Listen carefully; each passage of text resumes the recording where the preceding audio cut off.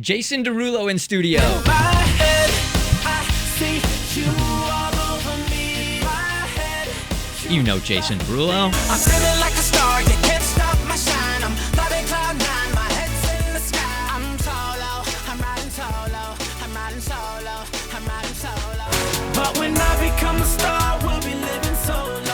I know this is always a stereotypical question, but I always love asking, like, when you hear your music on the radio now, are you critical of it now, or are you like, oh yeah, I kick ass?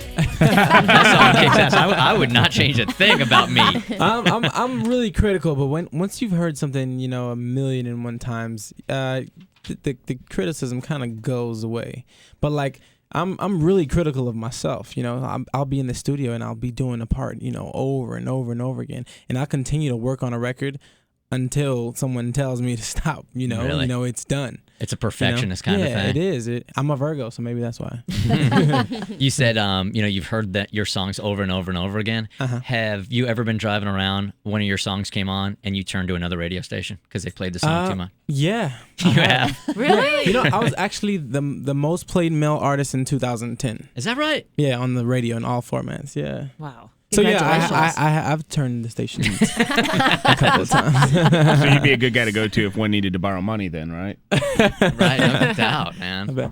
And another thing is, like, if you're in the car with somebody, it's almost like a cool thing if you like turn off your own song. It's like, yeah, I've heard this. Yeah, it's cool. Yeah. That's too much. That impresses the ladies. Because you're humble. Now, you were at first a behind-the-scenes guy, right? Yeah, I was a songwriter. Tell us about, when did you start songwriting, and what were your biggest hits then? Well, I started songwriting at 8 years old. I wrote my first song. It was called Crush on You. And the reason I wrote this song is because I wanted to get this girl in my class. Her name was Amy. I didn't have any money, so I wanted to give her something. So I wrote a song, and that was why I started writing music. Do you remember the lyrics to that song? I do, yeah. What are they? How about I sing for you? Okay. It went something like, if I guess. 24/7 days of the week, my mind is on you and it's getting to me. I've got a crush on you. I've got a crush on you. Pain as an 8-year-old. Yeah, Pain. where's Amy now? I I don't know where Amy is. Oh, probably she's married with, crying like, every 5 night. children. That's awesome. So to continue that, so you started at 8. Yeah, I was 8, and then when I became 16, I got my first writing placement. The way I got this writing placement, there was tons of producers in Miami that I would want to work with that didn't necessarily want to work with me because I wasn't anybody. So I posed as this songwriter, and I was like, hey, I want to write this song for this person. I'm a songwriter. So they would allow me to come and write these songs, if it was for somebody else. But really, I just wanted to make music for myself and, get a demo for myself. And it just so happens that one of the songs I did got placed with Birdman from Cash Money. And that led into Lil Wayne. And then from that, Cassie, and then that Danny D. Kane, and then P. Diddy.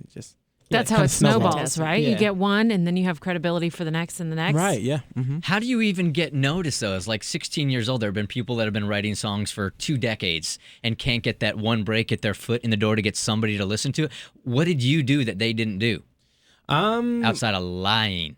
Well, I guess it was just, making more and more material. I mean, I write songs every single day, and these songs were submitted. You can submit these songs to A&Rs from different record labels, and if they like it, then the rest is history. In a case like that, is it better for you to hide your age? Like they probably do they want to see songwriting from somebody older?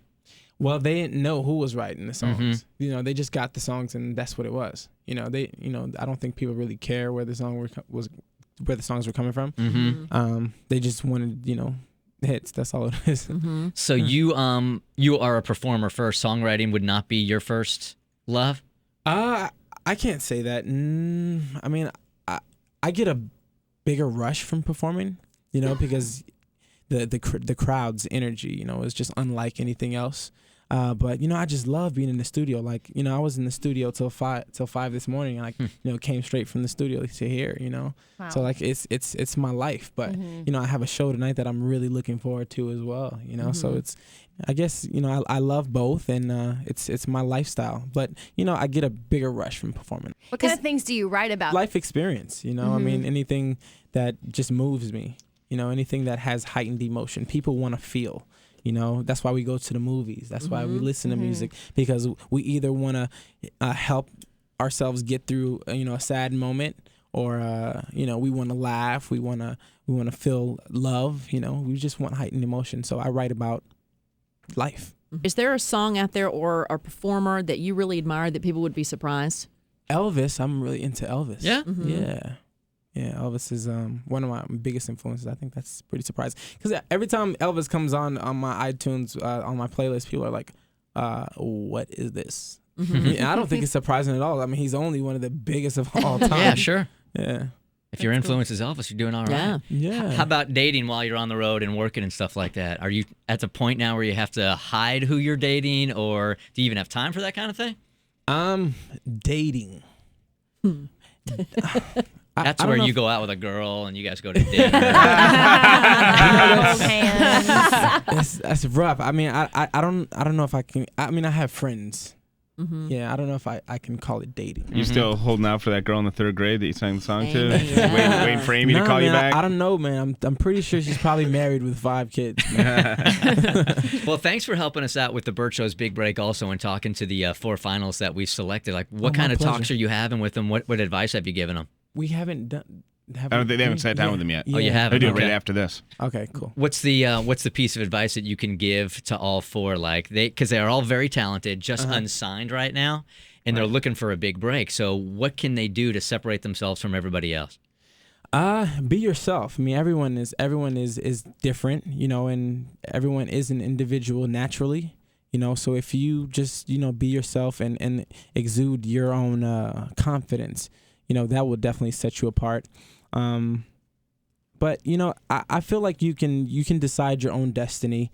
It just depends on how hard you want to work and exactly where you want to go in life. So decide where you want to go and take it there. You know what I mean? With your own permission, you can choose your destiny. It's Jason Derulo in studio. This is when Jason tunes out of our radio stations when his songs come on. He's Pops over to a country station for Taylor Swift. Hey, Jason, can you do that Jason Derulo thing? Jason Derulo. You've made it impossible to say your name in a normal way. It's crazy. I had no idea it would start such a big craze, man. I can't go anywhere without people singing my name. When people just say just Jason Derulo, you almost want to correct them. That's not the way you say it. I'm gonna sing it. Continued success, man. Thank you so much. Thanks a lot for coming in. My absolute pleasure. Thank you guys for having me. Yes. And did you say you have a show tonight? I do have a show tonight at Center Stage, right? Center Stage. Yeah, thanks. Okay. You're welcome. Go see Jason Derulo center stage tonight, and congratulations on all the success. Thank you so much. I appreciate it.